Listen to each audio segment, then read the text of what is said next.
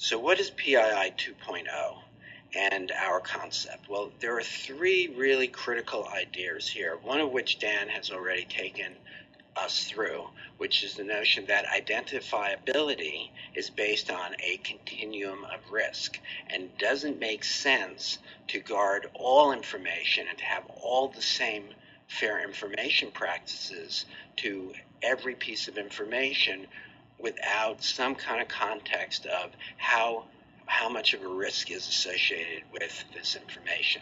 Second concept is we think it should be regulated, PII 2.0, as a standard and not a rule. And Dan has spoken a little bit about that. He mentioned it, and I'd like to explain a little bit more. So what's a standard and what's a rule? We see these in law, we see these really in life, all over the place. A standard is general, it's broader. It's a notion, we might say, drive at a reasonable speed or drive carefully. A rule, however, is a hard edge tool, and it says simply 55 mile per hour speed limit. And so if you go 56 miles per hour, you're speeding. If you're going 54 miles an hour, you're not. Hard edge rule.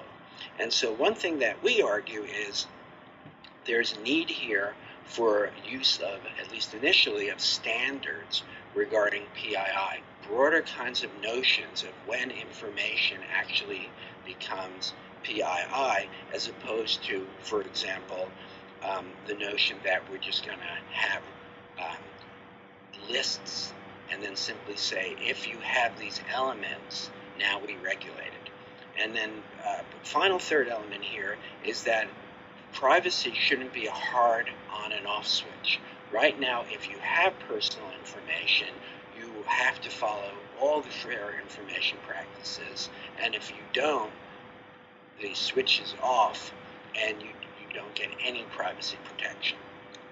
And so we argue that that's actually not a good approach, and we would like something more nuanced and more tailored.